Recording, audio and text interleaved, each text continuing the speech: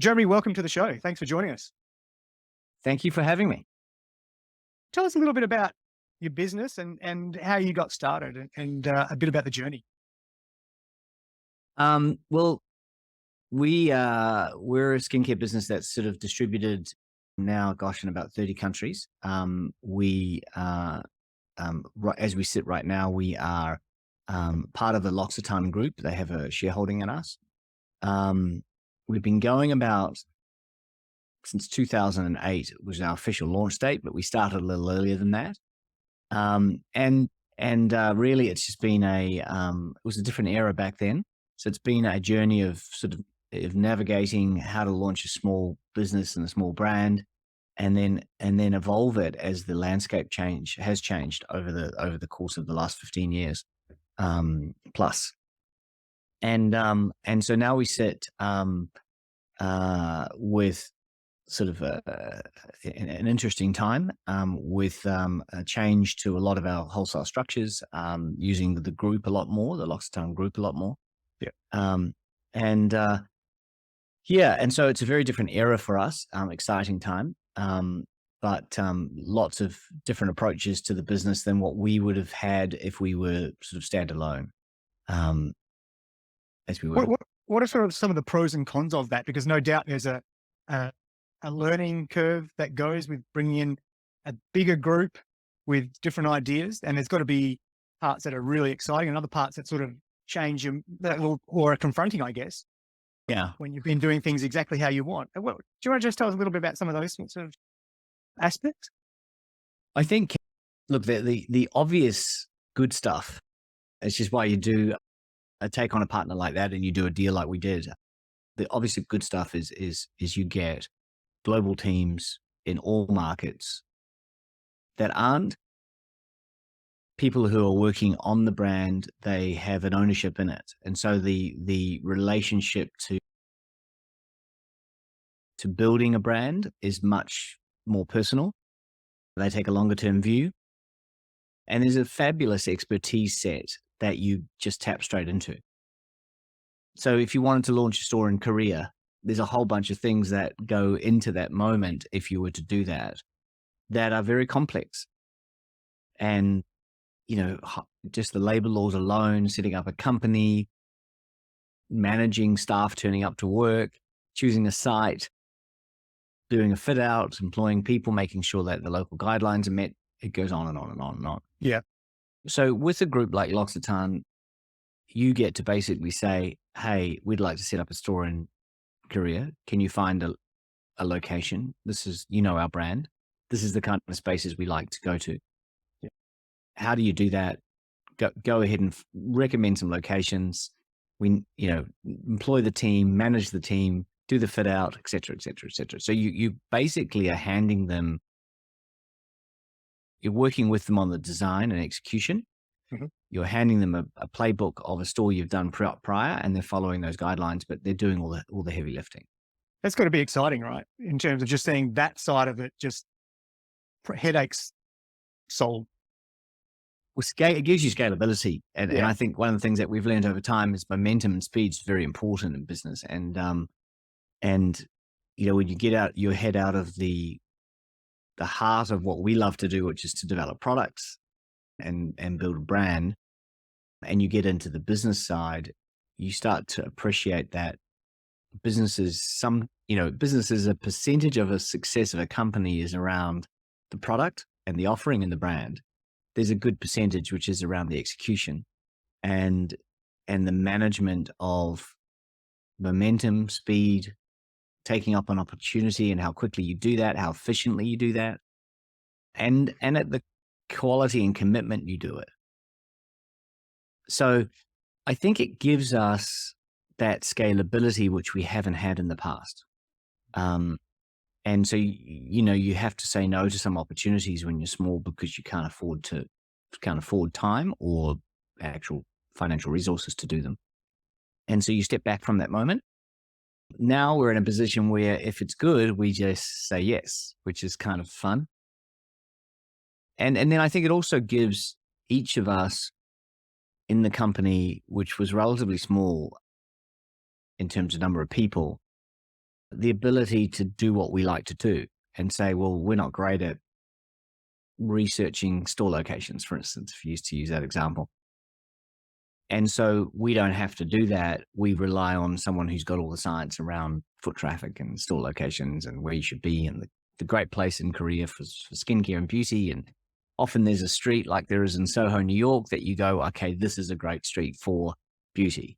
There's those sort of locations, whether it's in Korea or New York or London, that you kind of want to be in as a brand, and you can shortcut the process and make sure you hit that right on that nail on the head. And then in addition to that, you've got all the other bits of the business, which is, lease negotiation, contribution, all of the other things that go into making that opportunity a success. That is a whole set of expertise that honestly, that's not what we grew up doing. Right. Yeah. So that's the good part. I think if you magnify that out, and talk about the last 12 months, which is really when our partnership's been in play, we've opened offices, much bigger offices in New York. We've opened offices in London. We've got offices opened in Asia.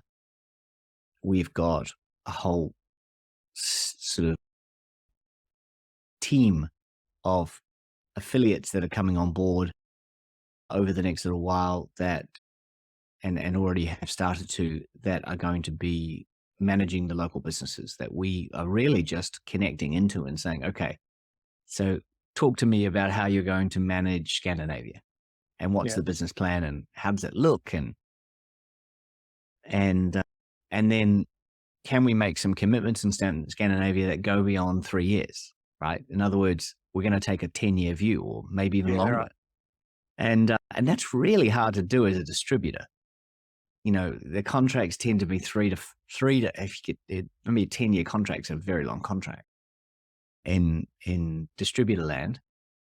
But even with that, if they don't meet certain criteria, they could have their distributorship taken away from them. And so they're always looking, as you should be as a distributor, you're looking to try and maximize the moment, right? And not make sure that you're not investing today for 5 years out, and then in 5 years you don't have the business, and so you've made nothing. Yeah. So I think the good parts have become obvious and were clear. The difficult parts,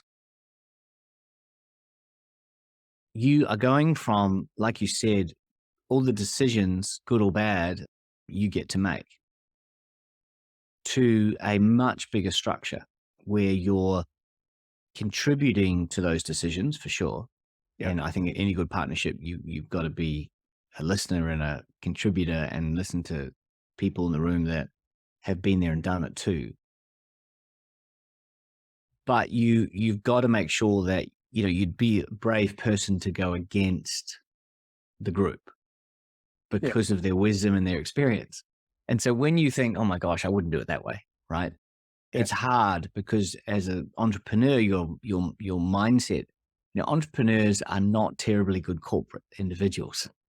Yeah, no, that's a recurring theme, right? When I talk to anybody who's gone to that stage that you're at in one way or another, it's really confronting, that process. Yeah. So it really takes some adjusting. It does. And I think there's two things that I would say you lose. And I think they're two valuable things, but it's part of the beast. Yeah. One is autonomy. You lose the ability to pivot quickly. Yeah. So if you're making a decision, let's just say we're making a decision about a new Christmas product, for instance, right? I don't know. It's not topical right now, but let's just talk about that for a second. Yep. The process when you're an entrepreneur is, I've got this cool idea. What do you think? And everyone's like, and you sort of pass it around the team and the team like, yeah, it sounds cool. Okay, let's do it. When you're in a much bigger structure, you go, okay, let's sort of pass it by the person who's kind of in charge of now product innovation and then they say, yeah, well, let's do some more research on it because they're in the middle management space where they've got to validate their decisions, right? If it's a fail, they want to have some evidence as to why it failed and how Yeah. the decision was made, not just on gut, right? Yeah. Which is kind of what you do when you're an entrepreneur. And then you've got to go through the regs team, regulations, and say, mate, can you say what you're saying on the pack and how's it positioned? And they're like conservative librarians or lawyers, right? So they're not going to put their neck out for any reason other than they think they can stand by their decision. So they're always going to err on the side of caution. And that can sort of start to stifle creativity. And then if you multiply that chain of people who really need to get involved, right? Each of the marketing managers regionally, the sales directors regionally, because they're going to have to sell it. So you don't want to put something in their hands that they just go, well, what are you doing? This is not our idea. Yeah. So that process goes from, an afternoon's thinking maybe, or a day's thinking to a month's work. Yeah. Okay. And so you've got that lack of autonomy. Now, if you apply that to just about every area of the business, you start to sort of get a feel for, you need longer lead times. You need more. Now, the positive side of that is you've got a lot more rigor in the business, right? You've got more rigor, you've got more consideration. You're going to make over a period of time, you're probably going to make more considered, possibly smarter decisions. The reason I use possibly is because the entrepreneur in me says sometimes the smartest decision is to go with your gut. Well, there's a level of that intuitive thinking that just goes with what made the entrepreneur successful in the first place, right? Which is agree. But and unfortunately there's a bit of chaos that comes with that, right? And when you bring that chaos into a large structure, it can create all sorts of dilemmas, from political ones. I didn't get my say, and I'm the head of marketing for, right? Yeah. Regulatory, well, who's taking responsibility of this? I didn't sign it off. I'm not taking responsibility for it, right? So if this goes bad, you're going to be answering to the board of L'Occitane because you pushed it through and you didn't get the right people involved. And those people are there because when you're a part of a larger organization, the first thing that you are acutely aware of is you're now on the radar for anyone and everybody who wants to create a lawsuit. Yeah. So you have to have your ducks in a line and they have to stay in a line, right? So those things are become very important, but they're painful. And I think the second major thing, so apart from autonomy, there's I like to call it a creative courage that comes with a smaller organization versus a larger organization. So, you might create a campaign in a smaller organization that is right on the line of controversial, right? But it's something that you believe in and you're passionate about, and you kind of might be a little irreverent to the whatever is the politically appropriate response to a situation, and maybe a little more courageous to what you believe is a company and a brand. That has to be somewhat cautioned, from the campaign to the messaging to what you say to how you say it to, so what you're doing is taking, in my opinion, a little bit of edge away. Yeah. It sanitizes things a little bit, doesn't it? Sanitizes things a little bit. It's a great word. And you just have to realize that that's what you're going to have to do. Now, there's companies that soak you in Clorox, sanitize to the nth degree that you could join, right? And you basically have to become them. Yeah. And there's companies that give you way more autonomy, and yes, they're definitely wiping you down with a Clorox wipe, but you're not in the bucket of Clorox, right? And I think that's one of the things that attract us to the L'Occitane Group. They're bringing intelligent sanitizing, I'd probably call it that, than actually saying, hey, you can't be who you are. There's still the strong desire to stay kind of the voice and feeling of the brand, which is great. And that's a critical part, I guess, to going to that next level in terms of scale too, right? Because Yeah. what can be edgy for a smaller group can probably be misconstrued as you get that scale and become a bigger group, especially with the way social media is these Yeah. days. It can quickly become something that becomes if it goes the wrong way, because sometimes it can, right? I mean, something that Yeah. might be edgy and be fine, but when it comes from what is part of a bigger group can be misconstrued or misinterpreted and could backfire. So I guess having that protection in place Absolutely. and Absolutely right. probably doesn't always feel like it, but it's probably not the worst thing in the world. And when you weigh that up against all the things that you get that are great, it makes complete sense, right? Because that's how you get to the next phase. Yeah, I think, I mean, like it was really interesting. We're in the process of having the conversation about potentially partnering up. And we had this moment where we put a post out, which was just about ingredients. Right. And talking about, it was in relation to, I think we were having a conversation around psoriasis and eczema in children and psoriasis in adults, which is essentially the same thing, but it sort of transitions. And I think we mentioned the phrase, we were talking about digestion, about food you're eating, about things you should stay away from, and topical skincare and avoiding toxic ingredients in topical skincare. So we use the word toxic, right? Yeah. Yep. As soon as we use that, I think it was the next day, Laundry jumped on that and kind of accused us of scaremongering and, using the word toxic ingredients, and this is regulated by the government and blah, blah, blah, blah, right? And I get their position, and actually it made us stop and think. So I did appreciate, I hate the way they do it, but I appreciated the comment, like you can learn from it. And it sort of took us back and went, well, maybe should we be using the word toxic? We don't want to unnecessarily create drama. That's not the view.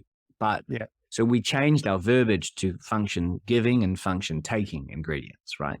Right. So what is in our view a function enabling ingredient and a function stealing ingredient? If you think of all things in the body, they're either adding or they're taking, whether you put it on the body and the body. So it sort of caused us to pause. Now, regulatory would have probably said, do not use the word toxic. Yeah. In the first place, because that is a highly provocative word, right? Yeah. And you'll probably find Estee Lauder going, well, we've got those ingredients in our product and we don't believe they're toxic, right? Obviously, the government doesn't believe they're toxic because they're allowing it. So, this is where I think, and then if you amplify it and someone says, oh, L'Occitane have a strong position in this brand, let's go after them, right? Yeah. And talk about emotional damage that's caused by the word toxic. And I don't know what would be drummed up on that particular one, but you're opening yourself up for all sorts of opportunities. Now, as a small business, if you use the word toxic, you're not really on the radar. No one really cares. No one's coming after you legally. If they did, they wouldn't get any money because there's no money in the business in the first place. Yeah. So it does have its benefits, the sanitization, for sure. It's I guess a required, as you scale, a required moment. Yeah. No, that makes sense. I guess you've got a little bit less autonomy, which then I guess translates into time as well, because that, I imagine from an entrepreneurial perspective, is autonomy is one thing, but the implication of that is the ability to act at pace. And when you take that time away, presumably that's a big impact that you've got to adjust to as well, right? Yeah, you have a longer term view on everything.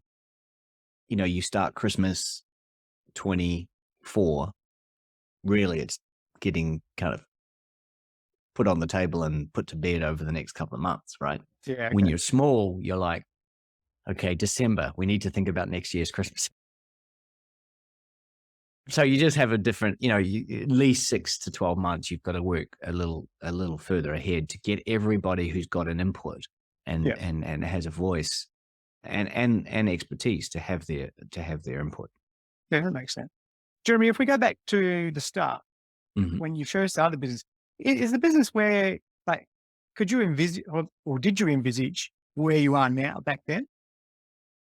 I envisage it much faster and much easier. That's the over optimistic Yes, yeah, yeah. simplification that unfortunately sits in my gene somehow. I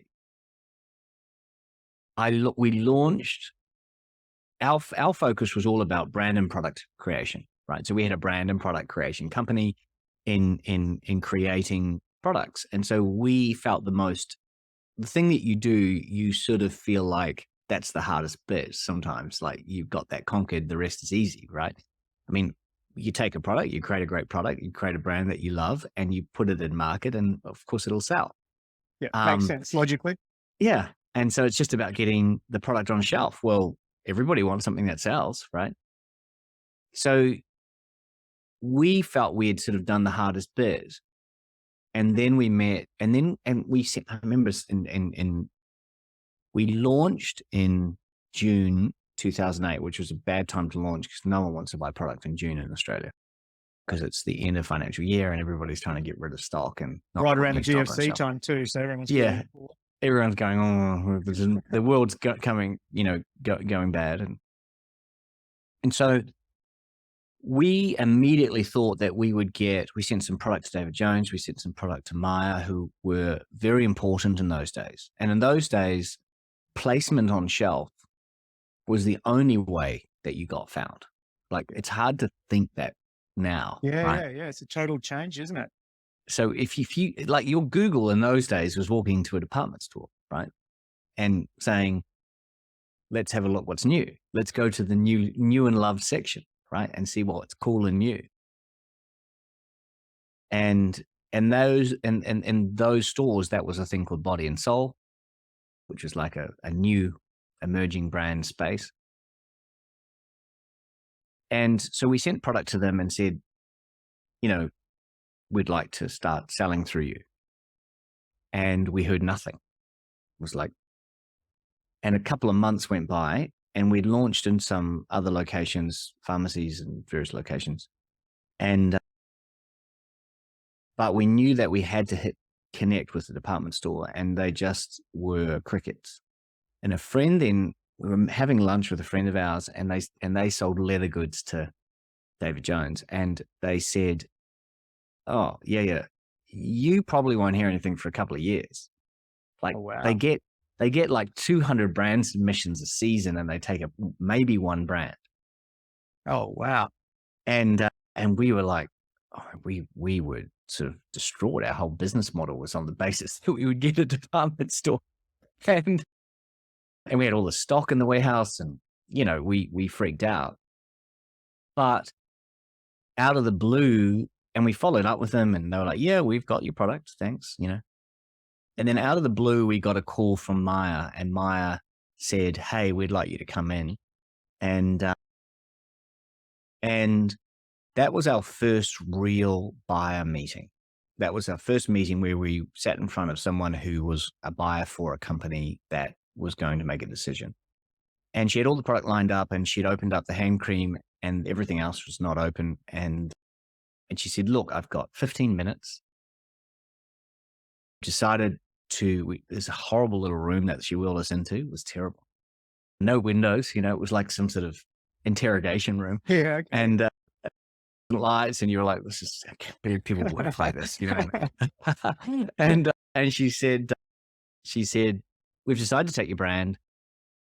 So we just want to know, are you on EDI? And I was like, I think so. No, I didn't know what EDI was. And we need to put the plan together of launch, how many doors we're going to launch in, how you're going to support the doors nationally, et cetera, et cetera. And I was like, how do you know you even want the brand when you haven't opened any of the product apart from the hand cream, right? And so I foolishly asked that question. And she just stopped in her tracks and went, okay, okay, you don't understand the deal. Let me break it down quickly for you. I buy boxes Yeah. Okay. Yep. and I sell boxes. Yeah. And if the box sells once, I did my job. If it sells twice, you did your job. And so she said, if you don't get repeat businesses as customers, this is going to be a very short relationship. She said, every 3 months we'll meet and we'll review your performance. And if it's not up to par, we'll be talking about a 3-month exit and I will be returning all the stock to you. Wow. But if it's up to par, we'll continue another 3 months and then we'll carry on that way until I'm satisfied the brand's going to work. And so we left that meeting going, firstly, wow, we could sell her all the stock and it could all just come floating back. Secondly, this is not a ticket to anywhere. Really, it's a chance that the brand has to perform. Mm. So we kind of went through that process and it was a learning curve. And if you apply that to pretty much every area of business outside of product development and branding, so in running the business, working with the sales teams, working with buyers, operations, logistics, finance, all of that, we had to learn that skill set. And that took time and energy to learn. And then it was ever evolving. And so it's, you know, the journey from sell in to sell out is the speed at which you grow, I think. Yeah. And I think we were very focused on sell in as a business, selling product to a partner, distributor, retailer, sell in, right? And that's the number you live by because it's the number that ends up in your bank account. Yep. Or certainly in your profit and loss statement. But it's a snapshot. It's not a story of success. And I think we learned the hard way that sell out is where you win or don't. Mm-hmm. And that the process of generating sellout will change. In our day, when we started, no one had a website. You only sold through department store. We then progressed to you're allowed a website, but you're not allowed to sell off it. And by the way, no one was buying off it because it was like, how can you buy skincare when it's a product that you have to feel and play with, right? Yeah. And then it went to, okay, you can sell off a website, but you've got a whole bunch of other people selling off sites and you've got to support them. Then the whole retail landscape started to change. But the one thing that's remained constant over the entire process of where we've started in 2008 to where we are in 23 is sell out. How do you generate sell out? Yeah. And how do you use the mechanisms to do it? And I think if we had mastered that faster and earlier, we would have grown faster and earlier. And maybe arrived at this position some time ago. And when you're saying sell out, you're talking about at the consumer level? At the consumer level. Yeah. Okay. So, and that would have been what is a consumer buying? Yeah. Yeah. No. And that would have been confronting even in that first meeting with Maya, where they just laid it out exactly how it is. Yep. That's an eye opener. Even just hearing that story, just in terms of how ruthless, and you can understand why, I guess, back then and how it worked. It either did or it didn't work. And if it went out the door and people were buying it, you stay. If not, see you later. Yeah. And in those days, the way you made people buy it was you got good merchandising on shelf. You asked for the best location they could give you. So don't want to be on the bottom at the back, right? Yeah, right. Yeah. And then you try and put some beauty advisors in store to actually capture the foot traffic. So that was a very simple model. Now, I remember we had a moment about 10 years later where we sat in front of David Jones. Now here, 10 years later, we're talking 2018. Actually, it would have been about 2015. We had a same conversation, but with a very different twist. The new buyer for David Jones said, we're in the meeting, and she made this statement. She said, as a brand, how are you going to drive foot traffic to David Jones? Okay. And to be honest, I left the meeting really annoyed. I didn't try not to show it in the meeting, probably did. But I was like, hey, we're giving you 50% of our margin. Yeah. We're giving you all this advertising dollars. We're paying for on-shelf merchandising.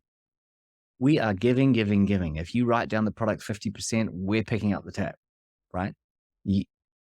Department stores pay for nothing. If I'm putting a girl in store or a guy in store to sell off a shelf, I'm paying for it.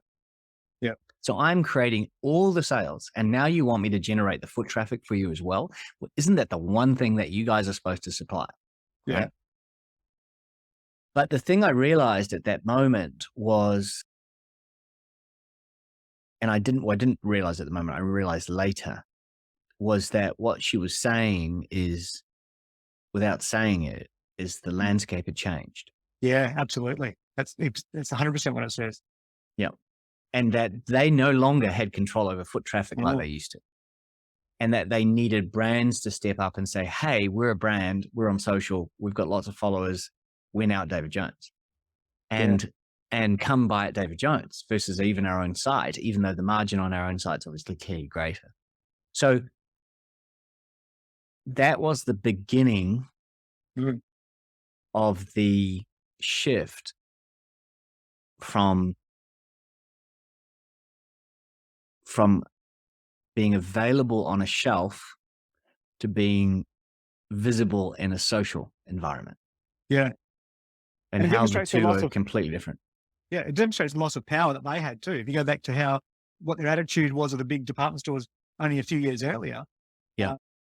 Because of the level of power they had and influence and control over the market, presumably, to only a few years later, then they're looking at, well, how can you help bring people in? Yeah, that's, and it explains why they sort of got to where they are now as well, right? It's not just about them, but in terms of the change and the power goes to the brands. Yeah, and it's hard to imagine that, if you wanted to find out about a new skincare brand, your only option was a department store, really. Yeah. Of any credibility. And now, of course, you can, everything went to Google, and then it's kind of gone from Google to various social platforms, and then it's gone to influencers. And now the influencer space is a very tricky space because it used to be an authentic representation of what was felt. Now it's pay for play, right? Yeah. And it's an acquisition moment of incredible proportions. You want to get a Kardashian posting about your product, it's $100,000 a post kind of thing, right? Yeah.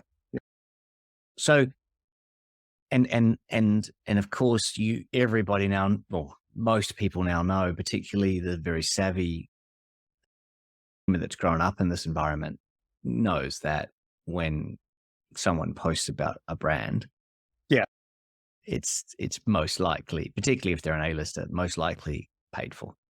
But often even I've noticed that changed too. And if you go back a few years ago, brands and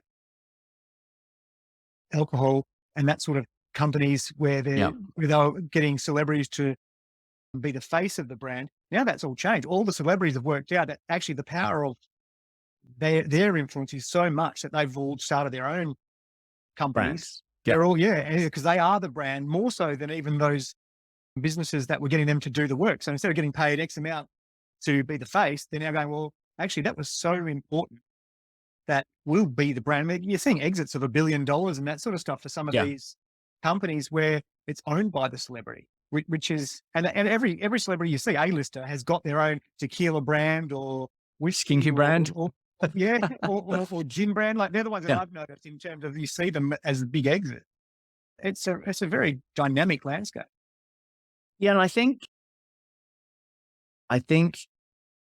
celebrityism and brand creation is an interesting space. And I think we're seeing an evolution of that now to a degree. I'm not sure if it's going to ever be completely go back, but I think, if you just take alcohol, for instance, and take it out of skincare and just say, oh, look, there's a very old distillery business in northern Scotland, and they've got this incredible whiskey, and it's come down through generations, and they've learned the art of whiskey making and blah, blah, blah, blah, blah. And then Ryan Reynolds has launched his own whiskey brand last week, right? And he's talking about how he loves whiskey and always has, right? And he's kind of come up with this great formulation. And you go, well, wait a minute. Which one do I really believe in, and do I think that as credible as it should be? Particularly when there's a degree of science to the product. Yeah. Yep. If it's fashion or if it's a collaboration, right? Ryan Reynolds putting his twist on some amazing kind of historic whiskey brand and being involved in a process, and that's his sort of blend. Yeah. It's like a friend of mine, two people removed, but a friend of mine was good friends with the guy who did Kingsman, right? Yeah. And he was telling me how successful the Kingsman whiskey is. Okay. And how they do a limited release. Whenever they do a movie, they do a limited release, which is not super small, might be a few 100,000 bottles, but it's a limited release, and it goes incredibly quickly, sells incredibly quickly, and goes for a very high price. But part of that reason is because it's a partnership. Yeah. Okay. Yeah. With a very credible whiskey maker, right? Now, if Kingsman went out on their own and said, we're going to blend our own, where does that come from? What's harder? But, so I think we're seeing a similar thing in skincare. We've seen some incredible moments in skincare through celebrity and musical artists and movie stars creating their own skincare brands, own color cosmetic brands. I think color's probably got more leniency than skincare, but because it's a formulated moment that takes cosmetic science and a whole bunch of other things to interplay, it's not something that you can just easily slap your name on and go, hey, I'm here, right? Yeah. Okay. It's worked in the past, and you see a lot of heavy growth. Whether it has sustainability. Any good, does it? Doesn't mean the product's any good, does it? Doesn't mean the product's good, and it doesn't mean that there's longevity in the brand. Yeah. Because a skincare brand, a well-run skincare brand's got to evolve. It's got to stay up with modern science. There's a whole process in that moment. And so you need to be, I think as a consumer, you want to be assured that that product's going to have that. Yeah. I think, personally. So I think that makes complete we're sense. returning a little bit into more, brand-based. And you might get a celebrity say, hey, I use this, and that gives you good profile. Yeah. So in a business now, I think in skincare, particularly with social and celebrity and all of that, I think the biggest moment we're heading into is how to create quality noise. Yeah. And that moment becomes an incredibly important part of your success. And the strategies of how to do that without spending, the kind of money that you do when you're Estee Lauder. Mm. And I think that's been an eye-opener for us too, is watching how much money in a more corporate company is spent on social versus, and I would say we're probably extremely conservative from a corporate perspective in that space versus how much an Estee Lauder or all these other brands spend, right? Yeah. The kind of money now being thrown at that market that's been pulled out of Vogue and put into, Instagram or something, or some influencer. It's huge. It's huge. How would So that as a change small, for you guys? Oh, sorry. No. So I was going to say, so a small brand trying to compete with that's really tough. Yeah. And how do you compete with that? What's the, when you look at that changing dynamic on it, and that's only one aspect, like you say, you can become distracted, presumably, from the bright lights and all that sort of stuff, of all that sort of on a superficial level, but it does get attention. Yeah. But where do you draw the line between the attention and then just doing what you do and doing it really well? Like you say, whether it's skincare or whether it's a little place that's been making whiskey for however many, 100 years. How do you approach that? Well, I think the first thing you can't take for granted is just because you do a brilliant job at your whiskey that someone's going to know how to buy it and know that you exist. Yeah. And I think, the first challenge, I mean, the ultimate mid to long-term success, it starts with product. It's got to. Starts with product that performs, that does a beautiful job, that is formulated well, that actually significantly changes in skincare, the quality and function and age profile of the skin. So I think you got to start there. There's no shortcuts there. Yeah. But just because you achieve that doesn't mean that someone's going to, be clear that you exist, that knows that you exist. Yeah. So then it's about, okay, if I don't have a department store where everybody's walking into and finding me, if there's only so much space on a Mecca shelf, right? And if you look at these retailers, whether it's Mecca, Sephora, whoever they are, generally speaking, you'll start, we see more and more house brands. So even if you're in that store and you're doing a great job in the store, a consumer might not find you or might not be directed to you because they are saying, well, if you want that kind of product, we've actually got the Mecca version or the Sephora version or the whatever version, right? And so you'll get pushed in a certain direction, even if you go into the store. Now, so just because you're on a shelf doesn't mean you're going to sort of sell off the shelf, or even customers coming into that shelf are going to want to buy you by the time they leave the store because they may be persuaded otherwise. So then the next bit becomes, okay, so how do you create a moment where a customer is determined to buy you and is looking for an access point versus looking to find you? Yeah. And so that moment where they're looking to buy you versus don't know anything about you is the magic moment you're talking about. And I think there's several ways that it's not one thing. There's several ways that comes about. One is you've got to be super crystal clear on why you exist.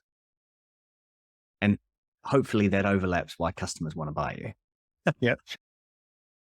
And so the clearer you can have your reason for being, the sharper and more penetrating your voice will be in the market. Right. And so when you go to a social environment, which is incredibly noisy, or any environment, whether it's Google social, PR, press, as in traditional press, you stand out in a world of crowded brands, right? In a world of noise. And that's the ironic thing about our consumer today is there's more access to information than there's ever been, but we're more overwhelmed and we're looking for more simplicity. Yeah. And so what is the simple message that I go, aha, right? I get it. Okay. If I'm looking for that, I know where to go for that. Yeah. And so I think that's the first step. The second part of that then is, where does your market congregate? And then how do you get in front of them and tell your message, your story, or talk about yourself as a brand? And that's quite complex now. So that changes. It can be fortuitous. It can be, you've got to have a strategy, but you can sometimes luck out, have an incredible moment where someone picks up your product and goes, oh my gosh, I just used this. This is the best thing ever. And yeah, it's like, it was in the old days, it was like appearing on Oprah's favorite things at Christmas, right? Yeah. To a bit of a flashback. It was like a recipe for becoming an instant millionaire if you did that. Yeah. It became how to supply the market, not how to get in front of the market. Yeah. Different problem, right? Different problem. Nice problem. So I think that the biggest step And the biggest challenge is, if you think about the progression of the last 15 years, where placement on a shelf was number one. Mhm. We sort of moved from placement to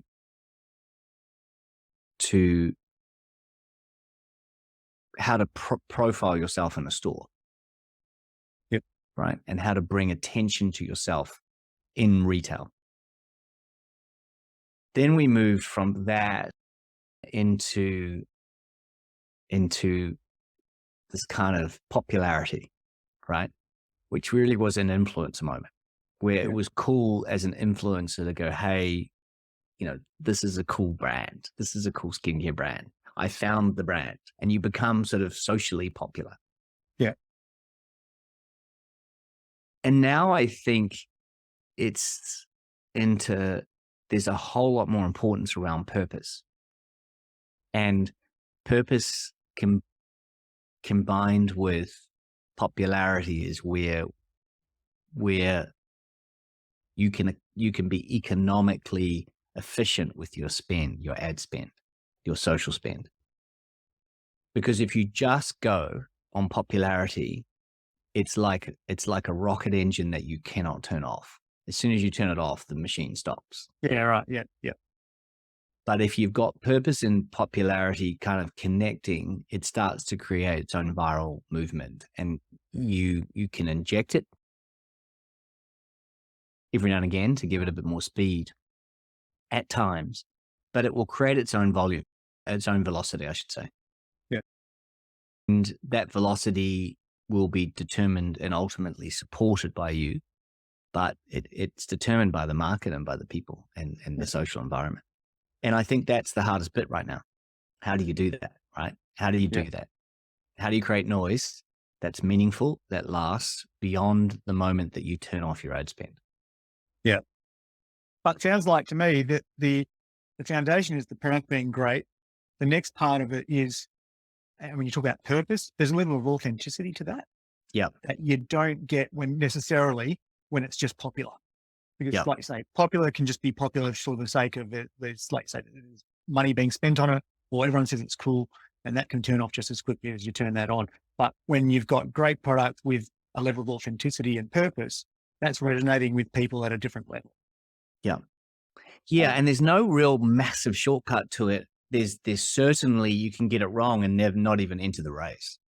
Mm. And there's different ways to do it.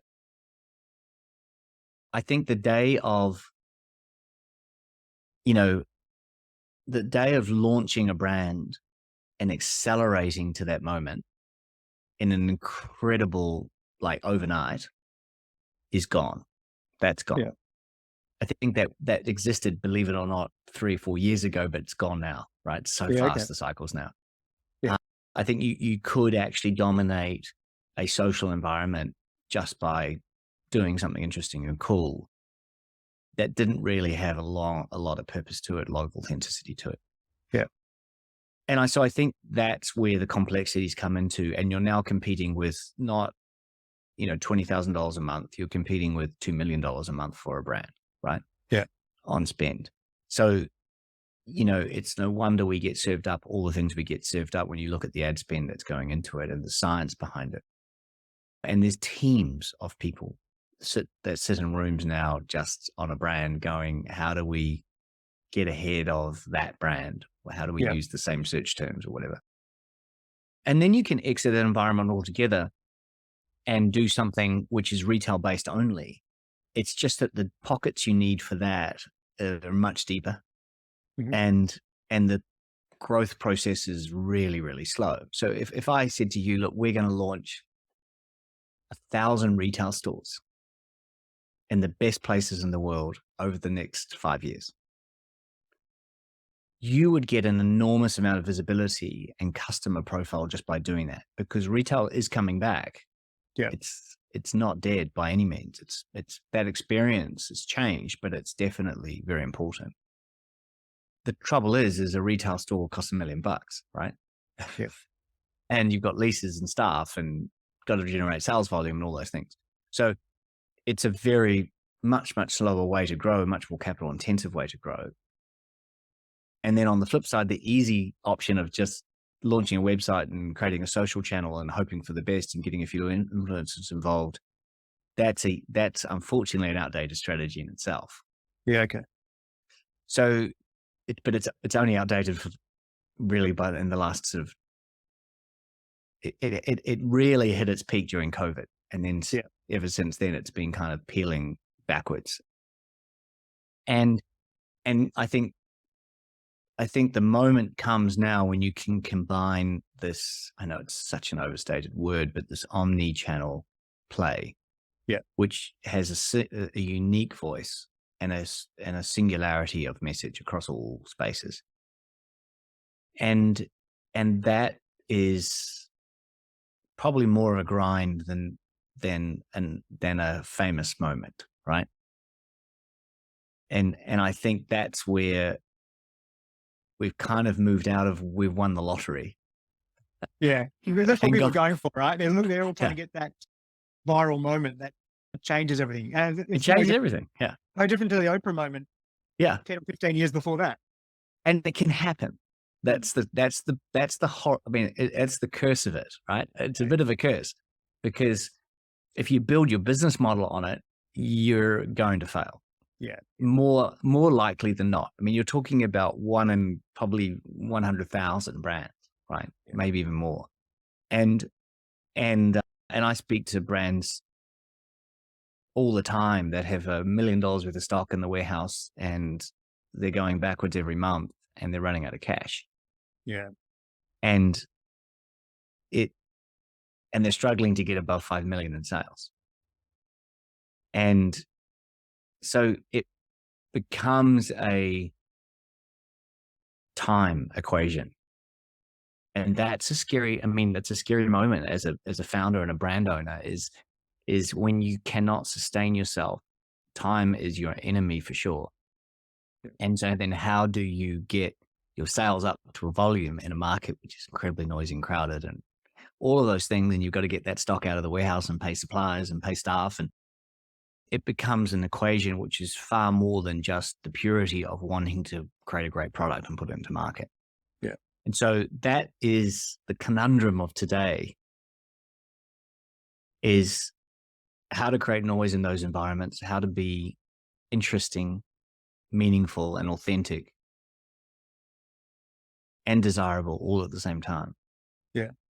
If you were going to start the business today from scratch, what would you do differently? Because obviously you'd have to be doing things completely differently to how you started 15 years ago.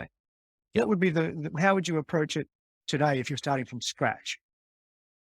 I think you have to do it differently than a year ago. Right. It's changed so quickly. I think the first thing you have to ask yourself before you launch a brand is why. Yeah.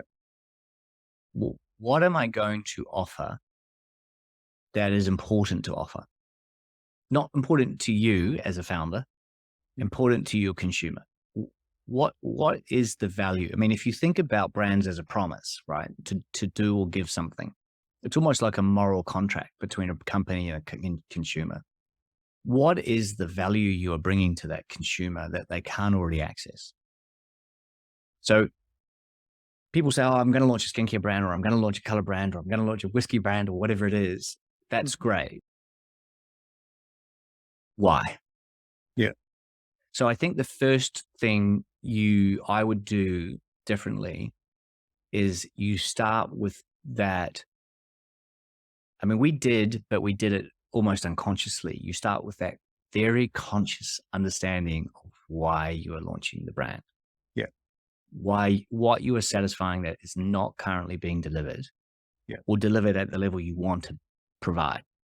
So if I'm tomorrow to start a brand new skincare brand that is natural organics and blah, blah, blah, blah, blah, why would I believe that would be better than Grown Alchemist?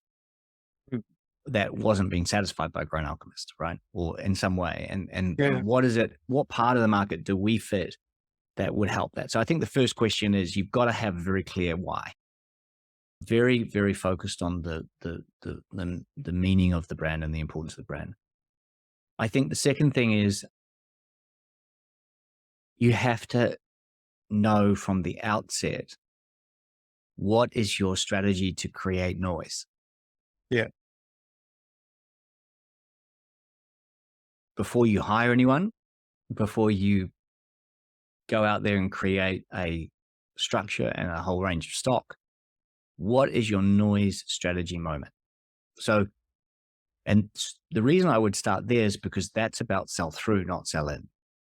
Yeah. So if I was to walk up to Sephora today with a brand new brand in my hand and say, look, I've got this fabulous brand and I think it can be better than X and Y and Z. And I think you haven't got it in your store. And if you've got it, maybe this is better than that. First question they're going to ask you, and every retailer is in this space now, they're going to say, what is your earned media value? Right. And you'll be like, what's that got to do with anything? Right. And they're like, because I want to know that if I put your brand in my store, there's going to be a consumer that knows enough about you to come and buy it. Yeah. So if you don't have a strong understanding of how to create earned media value for your brand that hasn't even launched yet, then you need to pause before you start spending money and creating overhead. Yeah. And I think the biggest lesson, and so that would be my brand approach, but on a business approach, the biggest lesson I ever learned was your burn rate will either help you swim or will sink you. Yeah. Okay. And if you can create a variable, flexible structure, that means that you don't have to spend significant money until you get to receive the benefit from it. So whatever you're spending, hopefully is generating revenue that covers it at least.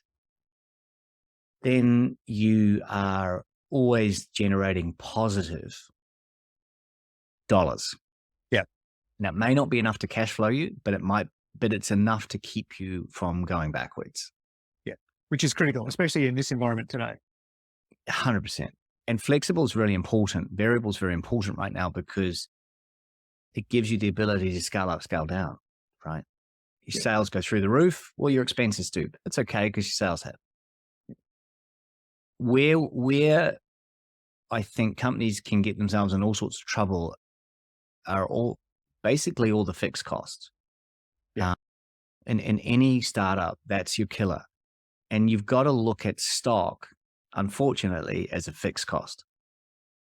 I know people will say, no, it's a current asset. You can sell it, you can move it, you can trade it. Well, that is true sometimes. But there's a time delay between creating it and selling it. So you kind of want all of your fixed costs, if you can, to be in your stock and very few to be in your team, if you can. No, it's not always possible.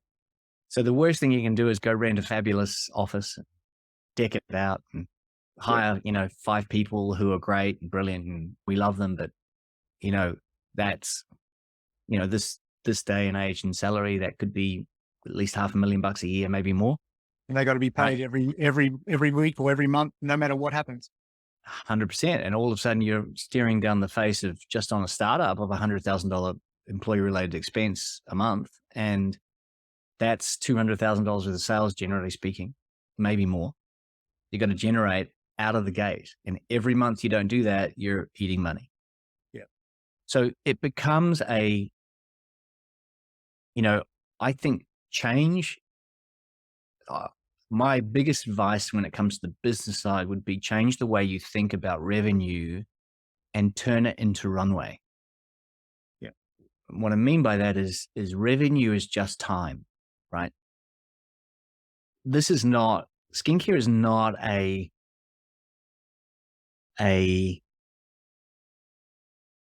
game for the faint-hearted, right? It's not a short-term play. Skincare brands, unless you're some sort of major celebrity or one of these brands that just goes right straight to the roof, they generally are built, even the biggest brands are built over 20 years, 10 to 20 years. And so what you've got to make sure is that you stay in the game for that period of time while you're building brand and building recognition and building volume. And that is all about runway. So if I can create a fixed cost business structure, let's just say that delivers, that cost me 10 grand a month, right? Just to take it to the extreme. But I can create positive gross profit, at least gross margin gross margin of $100,000 a month, right? Then if I've got a $10,000 a month cost, I've just created 10 months worth of runway. Yeah. So I could sell nothing for the next 10 months and still stay alive.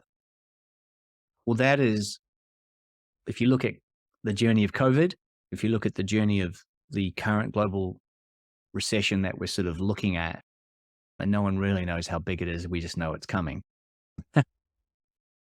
Runway is going to be the definer. And there are brands out there doing $30 million a year that have a month's runway. Yeah. Okay. That's pretty scary.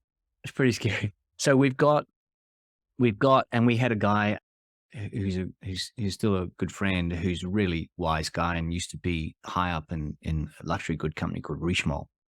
And his sort of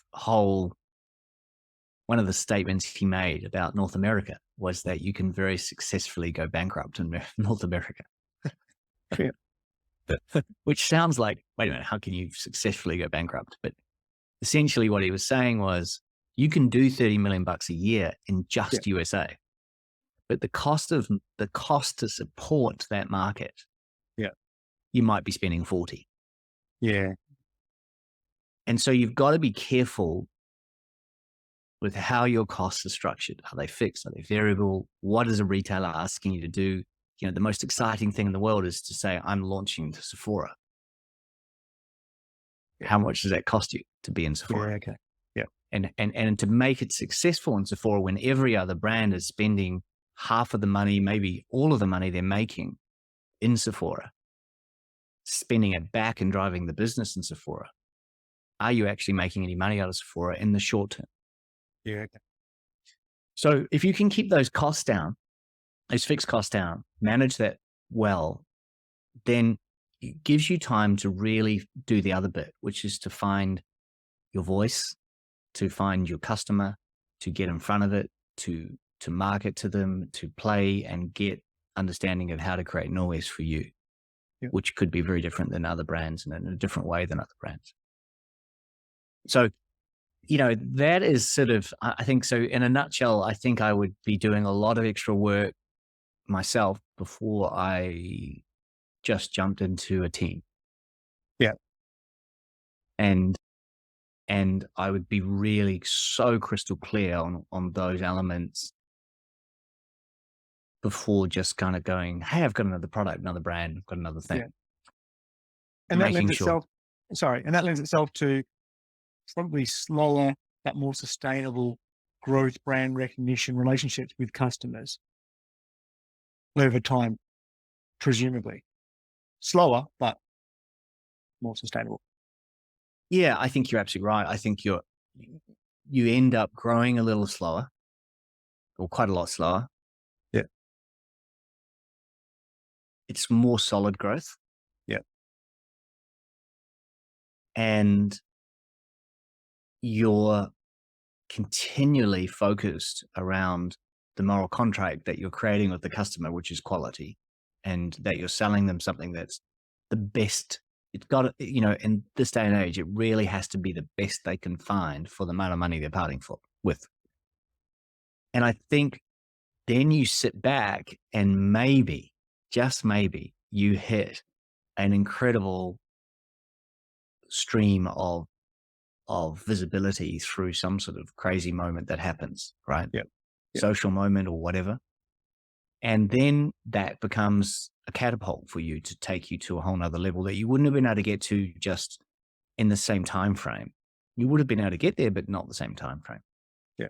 So if you can manage that window, which I think is probably somewhere between 5 and 10 years. If you look at all of the brands who survive and then start to flourish, they have been able to manage the window between year 5 and year 10, which is Okay. the most tricky window. Yep. You've got to scale, but you haven't got enough money to scale. You've got to have a team. You've got to be dealing with decent retailers and have all of the operations that a big company does have, but you don't have the volume to really pay for it. Yeah. So once you get over that window and you're getting into sort of some decent numbers, then it starts to become a scalable moment and you can pay your bills, and then you can have you don't get blown over with a strong breeze. And that's a precarious moment there, which I think is why when banks and investors and individuals look at a small company and they go, okay, what are you turning over and how long have you been around? Yeah. Those two questions are actually they're wise questions if you're going to invest. Yeah. Oh, well, that longevity is a big deal, right? Yeah. The key word you used was around, that 5 to 10 year frame. And there's two parts to it. It's the businesses that survive that long. And so anyone can start a business and anyone can, go through the roof and come back crashing down. But it's really about that sustainable growth to then get to that next phase where you've got the opportunity to be the next level. Yeah. And that partially, like you say, is about surviving firstly and foremost, right? And I think your concept's tested by that point. You're over the point where you've just launched in another retailer and they've given you an open order. Yeah. Right. Yeah. And yeah, those can be great and they're fantastic, but now what? Right? You got to get the repeat. And then you've also nowadays also you've got to get that visibility in a retail space. So it's a really, it's the social environment we now live in is really challenging, and the retail environment we live in now is challenging. And you've got lots and lots of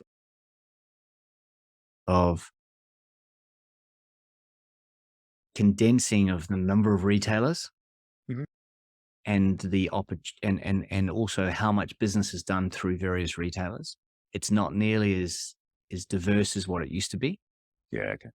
A lot of the smaller retailers that have great, may have had 5 to 20 retail stores are struggling to make it in this moment.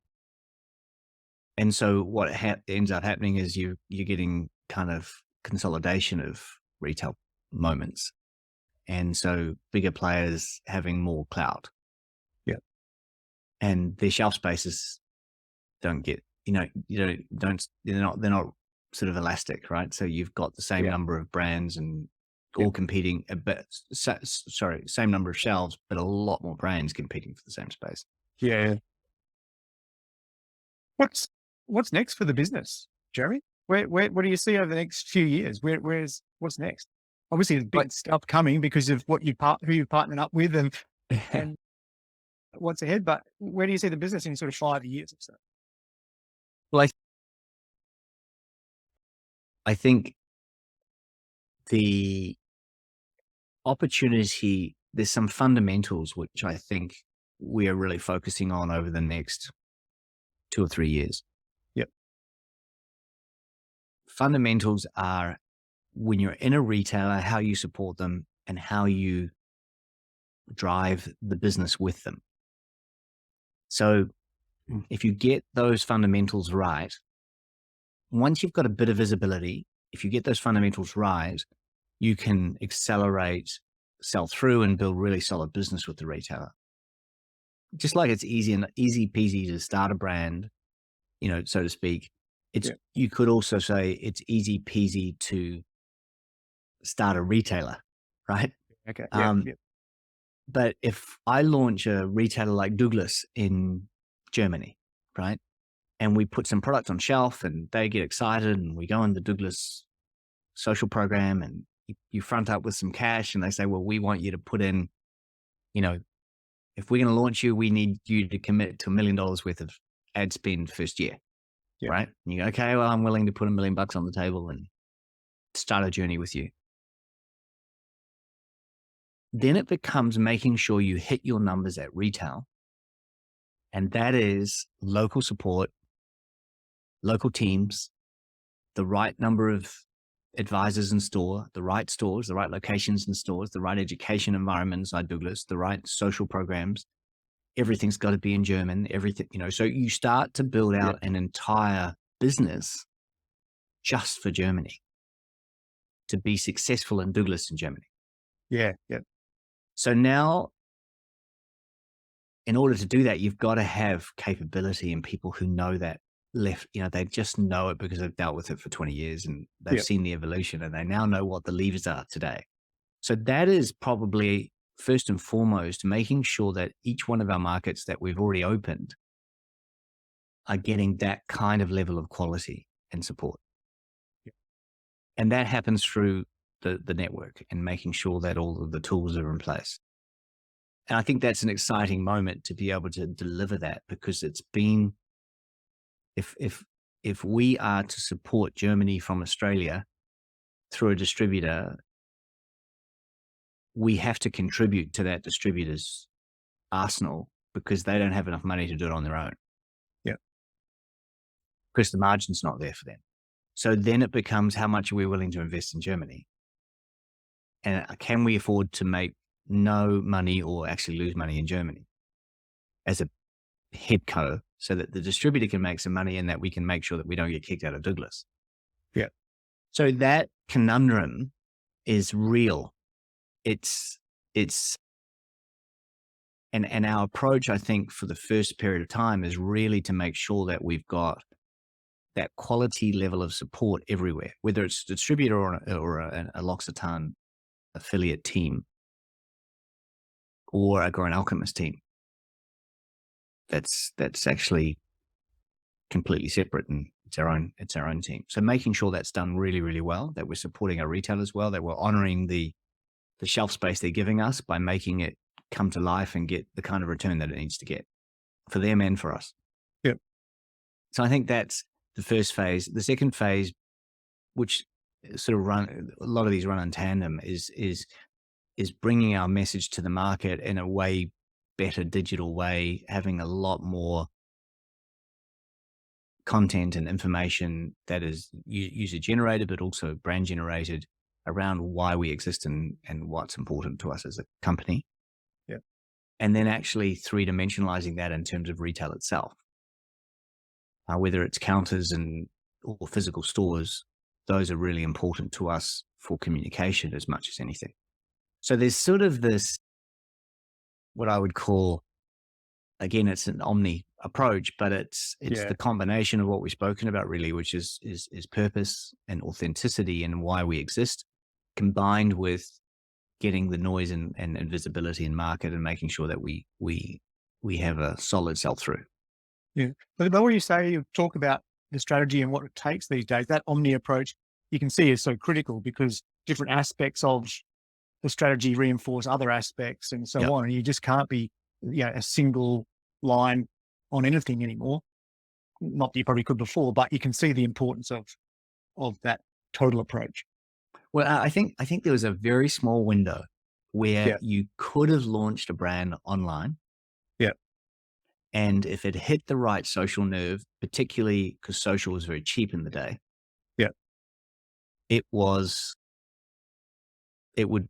would gain some traction and visibility, because there was very few, the big corporations hadn't entered the fray, right? Yeah. You didn't have Estee Lauder rock up and say, okay, this year we've got 200 million to spend on social for this brand alone. Yeah. Tough to compete with that. How do you compete with that when you're a startup and you've got 20 grand? Yeah. It's not going to happen. You got to come out to something else. You got to figure out another approach. And so that becomes the conundrum. And I think so that single channel digital approach, boy, it's tough to play that game. Yeah. And I know a few businesses that actually did very, very well through Facebook as a primary because they could go straight to consumer. And that, but also it showed the vulnerabilities when Facebook changed or Apple changed some of the areas of that, and suddenly it wasn't as effective anymore. And Yeah. you saw businesses lose a material chunk of their business basically overnight because of the way. So, I mean, there's vulnerabilities to having that sort of single line strategy as well. So, Yeah. And then you're getting, okay, what's your growth approach? So eventually you want to go offline into retail. Okay. So then a lot of the retailers are wanting you to create great visibility, but not have but not suck all the sales through your own.com. And so they're wanting you to redistribute that. Yeah. And so that becomes a challenge in its own right of how you move the business in a direction that makes you attractive to a retailer, if you want to go there. So and you sort of have to go there a little bit, real world and online, you have to sort of start to combine the two. And so it's not that beautiful simplicity that existed and that we all were thrown into during COVID as well. I think it started to wane before COVID. 2018, it was definitely a great deal. 2019, it was still there, but it was starting, the social play was becoming far more complex. By 2020, it was probably, people would have said it would have died, but then, hey, presto, everybody went and shopped online. Yeah. Gave us another 3 years. Yeah, right. Yeah. How many countries are you guys in now? A little over 30. 30. And what's the next few years? Is it more countries or deeper within those countries? I think it's deeper within those countries. I mean, there's some emerging countries which, like China and places like that we're very excited about, and doing, they've opened up opportunities that we can access through the group where we don't have to test on animals, which has always been a stumbling block. That's not the case with most Australian brands. In fact, all Australian brands that are produced in Australia can't sell in China because there's no agreement to sell in China without testing on animals with Australian made goods. Sure. So that there are some new markets emerging that are very exciting. And then, exactly as you said, the whole approach of really saying, okay, what are we doing with this particular retailer, with this particular market, and how do we do it better? Yeah. And dimensionalize that on all levels, social, environment, pop-ups, on shelf, retail support, education centers, all that sort of thing. And in terms of the just to finish up, in terms of the business sale or partial sale to Mossakan, is that something where you guys in the business ongoing and just now have a smaller shareholding, or was it I don't know if these terms were disclosed in the media or not, or is it something where you exited the business and sort of have a few years left? No, they bought a stake. Yep. Because pretty much most big multinationals won't participate at a minority level. Yeah. And then our approach with it was, look, whenever you're selling someone a majority stake of your business, you've got to make sure that you've got an ability to exit, particularly with what's called a strategic. And strategic is generally, it's a term that they give to a business that operates in the industry. Yeah. Right. It's a non pure equity company. So if you went to BlackRock and you sold a percentage of your business, well, they're a capital equity investor. They're looking to build it for a few years and then sell it to someone who's going to then kind of take it to market, like an Estee Lauder or a strategic brand. Or because L'Occitane are a strategic and they're already in the market and they're managing, you've got to have the ability to have some mechanism to exit completely if you choose to do so. Now, generally speaking, we there's a written contract that says this is how, if I want to get out completely, this is how I do it. Yeah. Okay. Yeah. But whenever you would decide to do that, it would also be a conversation of, Yeah. okay, Yeah. do I want to get out altogether? Do I want to get out in part? Do I want to get out and do something completely different? Do I want to get out and do something the same? So all of those are variables. And depending on your partner, you will have different options, right? And Yeah. sometimes they'll say, no way, mate, you're not getting out and competing for at least 2 to 5 years, right? Yeah. If you pay them enough money, maybe they'll say, yeah, you can carry on and do something that's not the same, but is in the same market. So that becomes a conversation. And I think, and so for us, we are part of the business for a significant time to come, open-ended in terms of if we all enjoy working together and we all enjoy the journey. And I think the wonderful thing about the L'Occitane team that I love is what they recognize, because they were started by entrepreneurs and are still owned majority by entrepreneurs. Okay. So the original L'Occitane founder is still involved. Then Ronald Geiger, who bought the business and made a major investment in the business a long, long time ago, I'm talking back in the 80s, is still the majority shareholder in the entire business. Okay. So it's a very big business, but it's still privately owned, really, privately controlled, right? Because which is really important too, right? In terms of culture, in terms of mindset. Yeah, it's different than sitting in front of a board of people. You're sitting in front of an entrepreneur. That's what you're doing. Yeah. And so the cool thing about that is they also recognize what an entrepreneur is, right? And they also understand them intuitively because they're one. And so they are willing to have conversations with you about, well, we'd like to launch another brand. Well, we get that. You're an entrepreneur, right? Yeah. They don't look at you like, are you being rude and betraying us as a, Yeah. Because we feel, we might have still something else we would like to say and some important offering that we feel is valuable to the consumer that's not being covered by Grown Alchemist or not being covered by something else in the market. So the cool thing about them is right at the get-go, when we started this journey with them, we talked about being an entrepreneur and what that meant and what opportunities or what conversations we might like to have at certain times as a result of that moment. Yeah. And they were incredibly empathetic to it. And I think that's the bit that, is the unknown. What's the timing around that? Is that ever going to eventuate?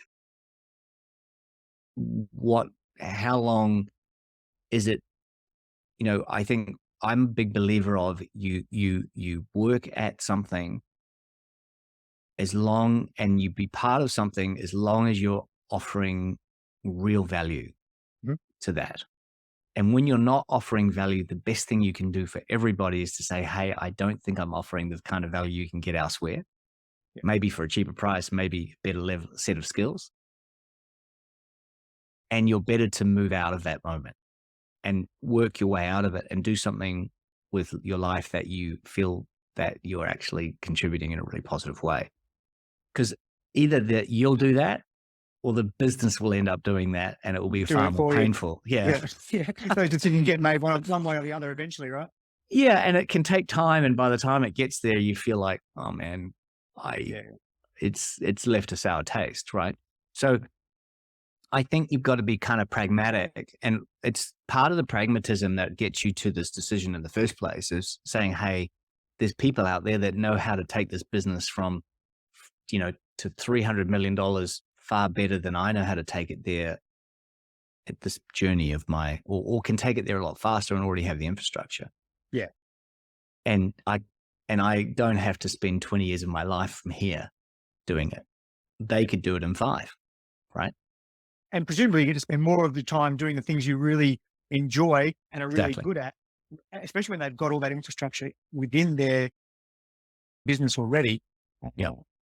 That's really important, I think, in terms of, it just goes to what you're saying, spending 20 years going to the next phase when you can get it done Yeah. much quicker because you've got that infrastructure there. It sounds like what you've really got is a whole lot of optionality for the future. And That's exactly what it gives you. important. Yeah. Gives you option. And look, we've toyed with all sorts of things. Like, do we shift to New York? Do we, where's the best place for us to live as a family, and all of those sorts of things. And so I'm a big advocate for, you don't ever make a decision out of fear, and you don't ever make a decision out of obligation, right?